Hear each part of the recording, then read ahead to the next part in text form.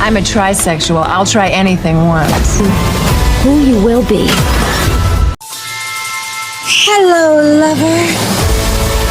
Hollywood is a city built on yes. Yes to the role, yes to the contract, yes to the spotlight that blinds even as it illuminates. Careers are carved out of compliance, and survival often depends on nodding along. But every so often, someone breaks the rhythm, and the silence of a no echoes louder than 1,000 red carpets. Kim Cattrall was that voice. At the height of her fame, when Sex and the City had turned her into a global icon, she was offered more money, more fame, more sequels, more everything. And she turned it down. In an industry where ambition is currency, her refusal was treated like a scandal, a betrayal, even a kind of heresy. But what if it wasn't weakness or bitterness or ego? What if no was the bravest word she ever said? This isn't just the story of an actress walking away from a role.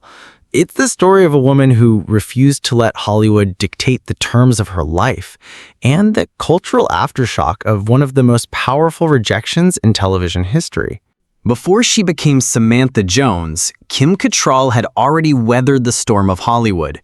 She had played in science fiction adventures, in light-hearted comedies, and in a string of roles that kept her working, but never placed her name above the title. She was not the overnight star. She was the seasoned survivor, the actress who kept showing up in an industry that often chews people up and forgets them by morning. Then came the late 1990s. Sex and the City arrived like a meteor, and suddenly, everything changed. Samantha was more than a role. She was liberation in heels, bold, unapologetic, magnetic. Critics could not get enough. Audiences cheered. Almost overnight, Kim was no longer the veteran holding her ground. She was the cultural force who gave voice to what many had thought but never dared to say. Yet the brighter the crown, the heavier it felt. As the show's success grew, the line between Kim and Samantha blurred. To the world, they were one and the same. Every magazine cover, every red carpet moment, every late-night interview reinforced the myth that she was Samantha Jones in the flesh. But for Kim, that identity was not a gift.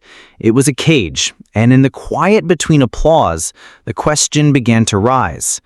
What happens when the greatest role of your life starts to erase the rest of who you are? The Crown and the Cage.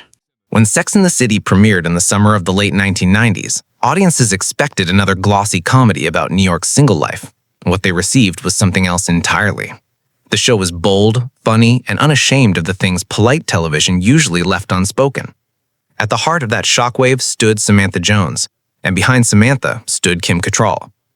From the first episode, Samantha redefined what a female character on television could be. She was older than the others, self-assured, sexually confident, and entirely uninterested in fitting into society's expectations. While Carrie mused about romance, Miranda worried about work, and Charlotte dreamed of marriage, Samantha lived on her own terms. She wanted what she wanted and refused to apologize for it. To a generation of women who had been told to lower their voices, Samantha was a trumpet blast. Kim played her with such conviction that critics began to forget there was any separation at all. Every magazine profile of the show focused on Carrie as the narrator, but readers could not stop quoting Samantha. Her one-liners turned into cultural currency. Her bravado became a new vocabulary for desire. Suddenly, women across continents were repeating her lines at brunches, laughing as if Samantha herself were seated at their tables. For Kim, it was the role of a lifetime. She had worked for decades, moving from audition to audition, never quite finding the character that would cement her in the cultural imagination. Samantha gave her that spotlight. But it was not the soft, flattering light of a gentle star. It was a blazing sun that scorched everything else around it. Hollywood has a habit of deciding who you are. Once the public falls in love with a version of you, the industry rushes to lock the door and throw away the key. With Samantha's success, casting directors, producers, and journalists all began to view Kim through a single lens. She was not just Kim Cattrall anymore. She was Samantha Jones. Every offer that came her way was measured against the outrageous, fearless woman she played on screen. At first, the attention felt intoxicating. Interviews celebrated her as a late bloomer who had finally claimed her crown. talk shows invited her to deliver Samantha's famous quips. Photographers demanded the same sultry pose. The applause was loud, constant, and affirming. For an actress who had spent years in the margins, it felt like vindication. Yet slowly, the crown began to weigh heavier. Kim had always prided herself on range, on the ability to vanish into roles that spanned genres and tones. But after Samantha, those opportunities shrank. Producers did not want Kim the actress. They wanted Samantha, repackaged and replayed. The very role that had given her power was now threatening to trap her. The dynamic inside the show reflected this paradox. While the series was marketed as an ensemble, the spotlight inevitably tilted towards Sarah as Carrie Bradshaw. She was the narrator, the voice of the city, the character whose musings framed each story. Sarah became the symbolic face of the brand. Meanwhile, Kim's Samantha, though beloved, was positioned as comic relief, the spice on the edge of the meal rather than the main dish. Fans disagreed. To many, Samantha was the reason they tuned in. But in the machinery of television promotion, perception is power, and Sarah's name carried more weight. Kim began to sense the imbalance. She could feel it in the way press tours leaned on Carrie, in the way promotional posters placed Samantha slightly to the side. For someone who delivered some of the show's most memorable lines, it felt like recognition without respect. And in Hollywood, that is a dangerous combination. Still, the show thrived. Seasons rolled on, the quartet became international icons, New York itself became a character, the city glittering as the fifth member of the group. For the audience, the chemistry remained perfect. Carrie's narration gave the series its rhythm, but Samantha's boldness gave it its pulse. Together, they created a fantasy millions wanted to believe in. Behind the glamour, though, Kim carried a growing unease. She had worked too long to become invisible behind someone else's brand. And as Samantha's popularity soared, so too did the whispers about money and power.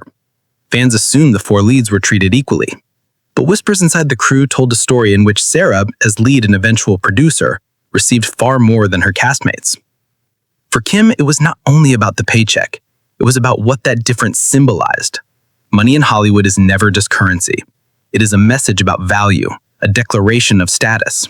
If Sarah was the face of the franchise, Kim felt she had been reduced to its accessory, no matter how beloved. The irony was sharp.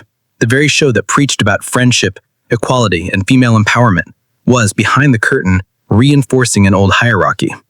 Samantha could sleep with anyone she pleased, but Kim still had to fight to be seen as more than the supporting act. By the time the early 2000s arrived, the fracture lines were faint but undeniable. To the public, Samantha Jones was a hero, and Kim Cattrall was her fearless creator.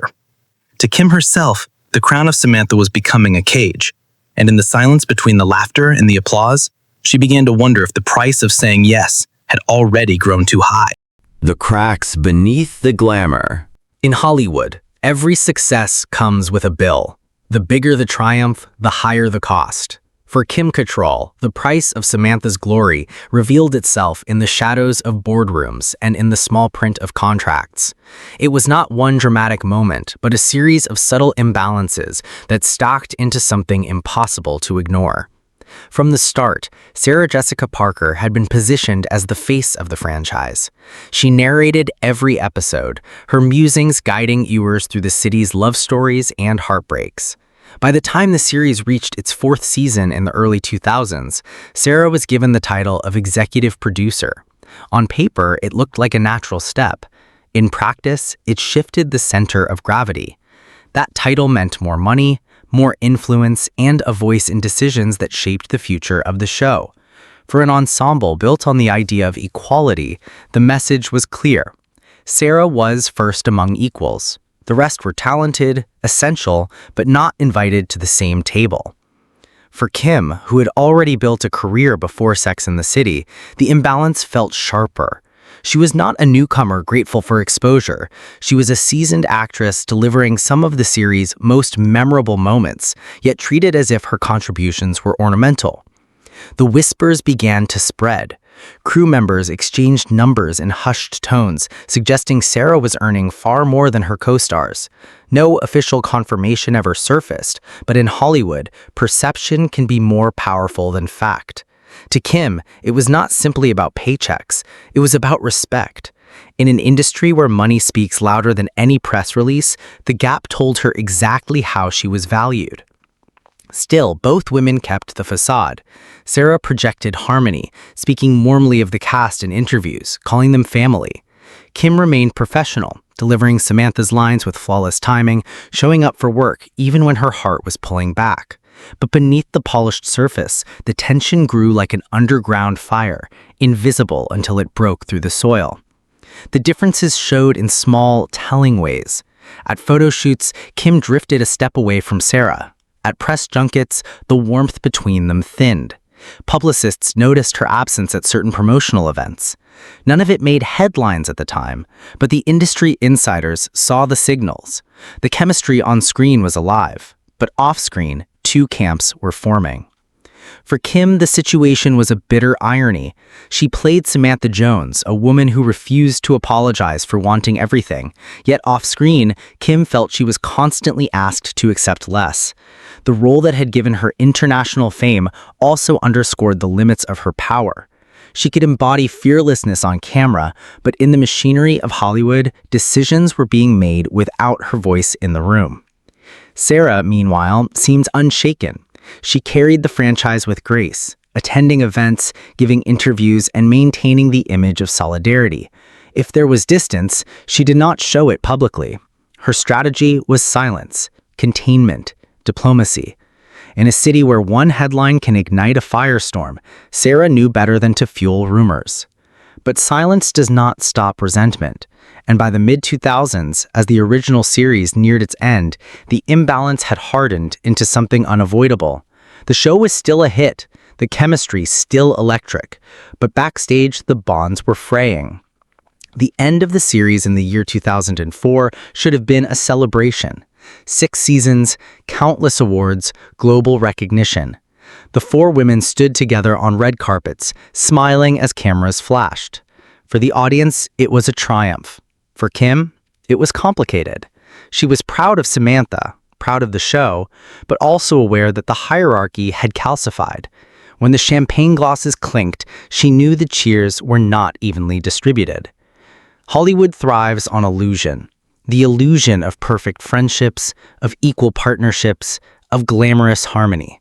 But once the curtain slips, the truth becomes impossible to unsee.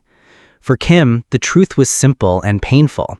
She was part of the phenomenon, but not part of the power. The machine had made its choice. Sarah was the brand, the producer, the central figure.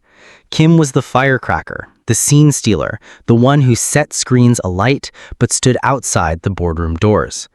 And in the long run, that division was destined to erupt.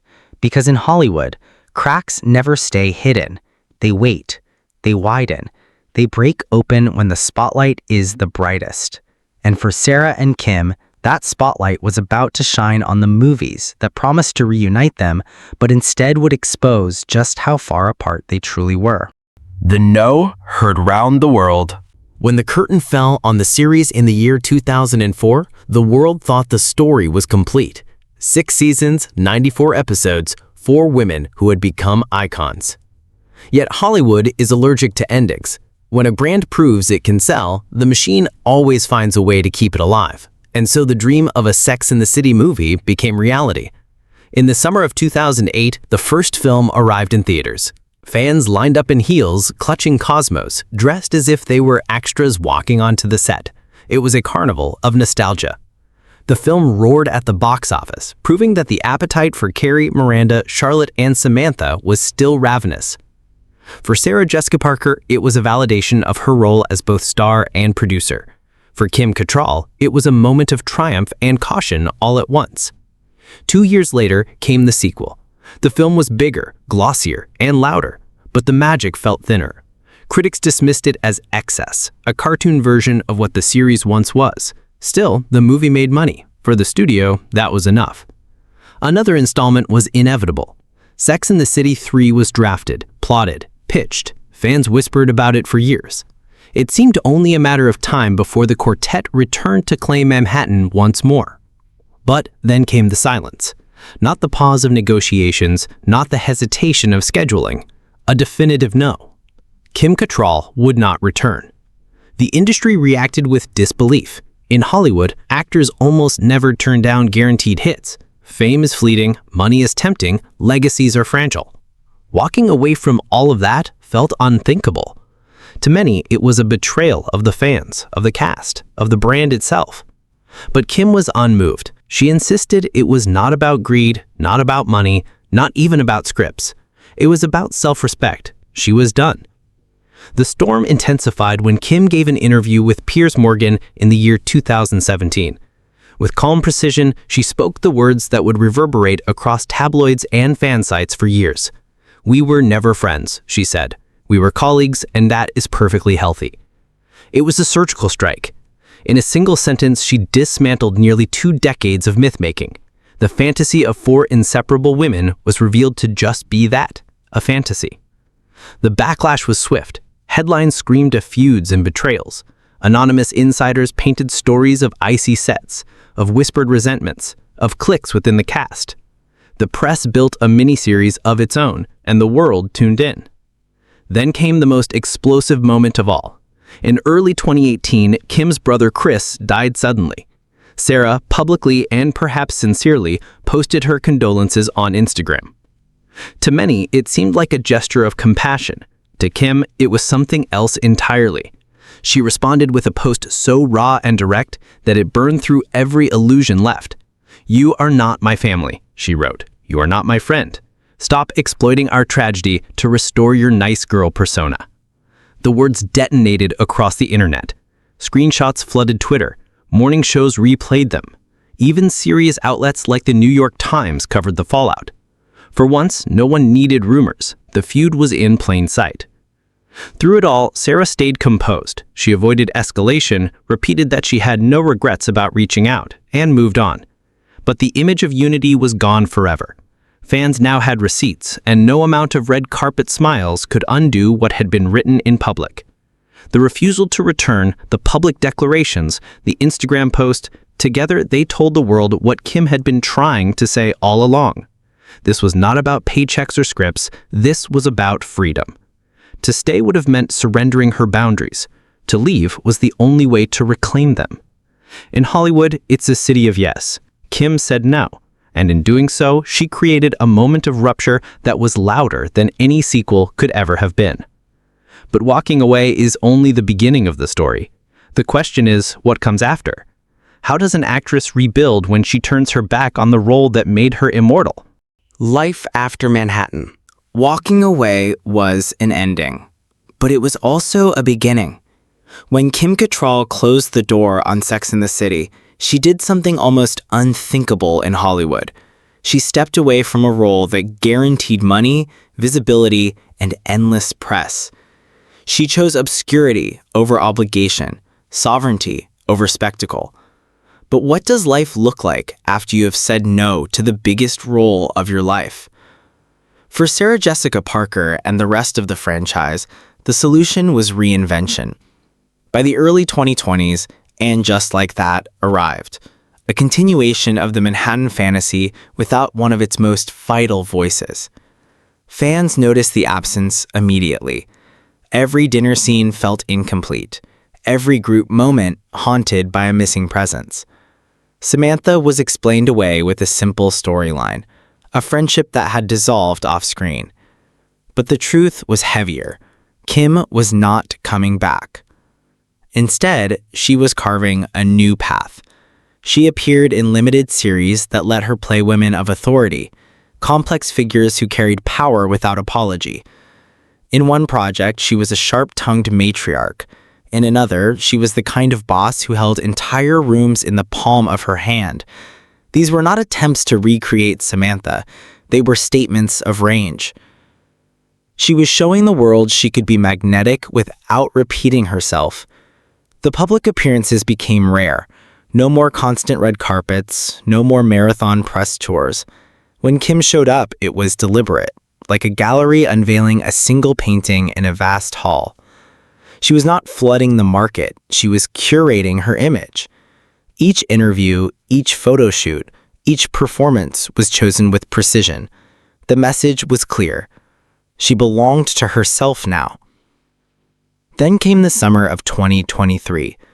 News leaked that Kim would return to the world of Sex and the City, but only for a single scene. Fans erupted with anticipation. Could this be reconciliation? Could Samantha finally walk back into the room? When the episode aired, the truth was stranger and sharper. Kim appeared alone, filmed separately, her Samantha on the phone with Carrie for less than a minute.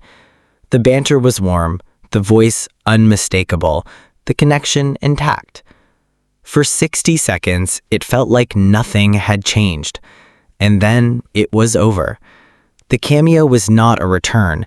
It was a farewell gift, a souvenir for the faithful, filmed under strict conditions, far from the main set, a performance offered without compromise. The moment revealed everything about Kim's stance.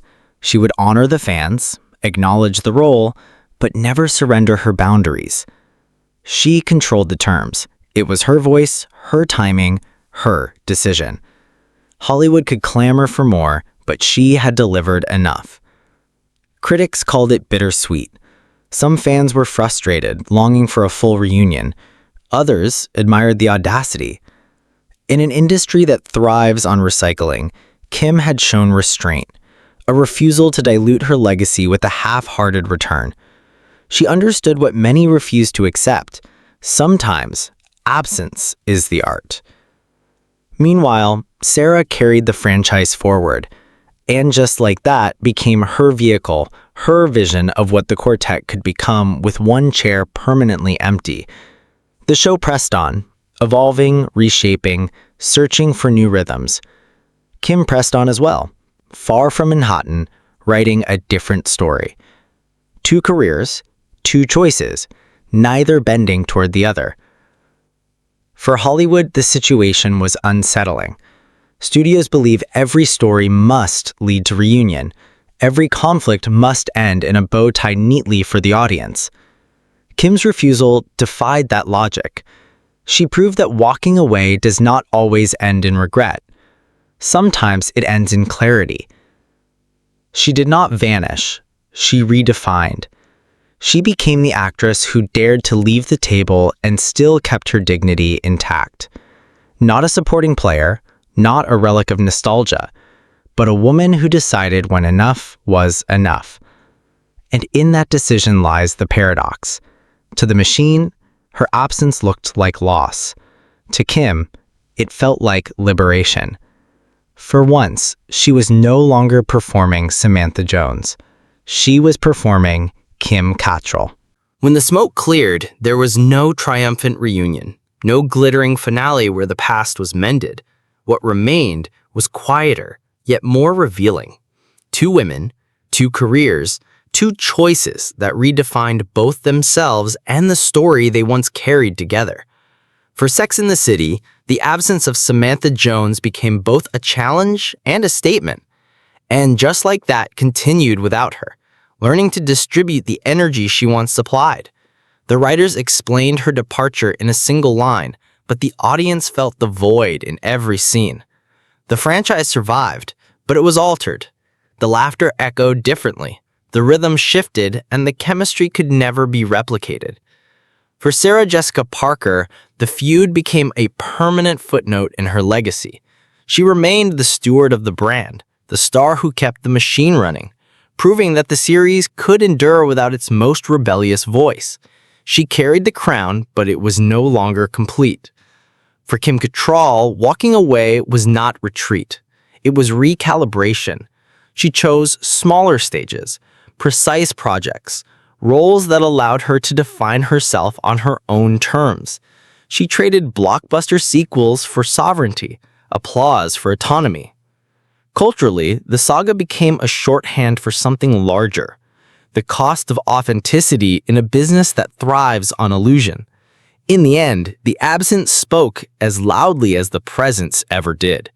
And in that silence, Kim's choice became its own kind of legacy.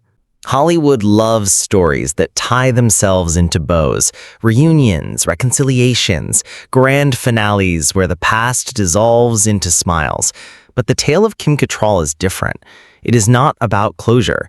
It is about conviction. In a city that rewards those who say yes, Kim became the rare figure who chose no. She stepped away from fame's endless demands and claimed the one thing Hollywood rarely offers: control. Her refusal was not an act of spite, but an act of survival, a declaration that her worth could not be measured by sequels or scripts written without her. Sarah Jessica Parker kept the lights burning, keeping the brand alive for new generations. Kim chose to guard her boundaries, leaving behind a ghost that still haunts every dinner scene, every empty chair where Samantha once sat. Together, their choices remind us of a truth larger than any show. Sometimes power is not in the reunion. Sometimes it lives in the refusal to return. And sometimes the most honest ending is the one that never gets filmed. You have just heard the untold story of Kim Cattrall, the actress who turned her back on Hollywood's loudest yes and shows the quiet strength of no. Maybe you believe she sacrificed too much. Maybe you believe she won something far more valuable. Or maybe, like most of us, you feel caught in between, torn between admiration and regret. Now it is your turn. Do you think Kim's decision was inevitable, or could the story have ended differently? Would you have wanted a third Sex and the City film, even if it meant watching someone bend their principles? Or do you believe her refusal is the very reason her legacy endures? Share your thoughts below, because the conversation is far from over. And if you want more hidden histories, rivalries, fractures behind the red carpet, subscribe now. The next story may be the one that changes everything you thought you knew. She said no to Hollywood's biggest stage, and in that no, she found her power.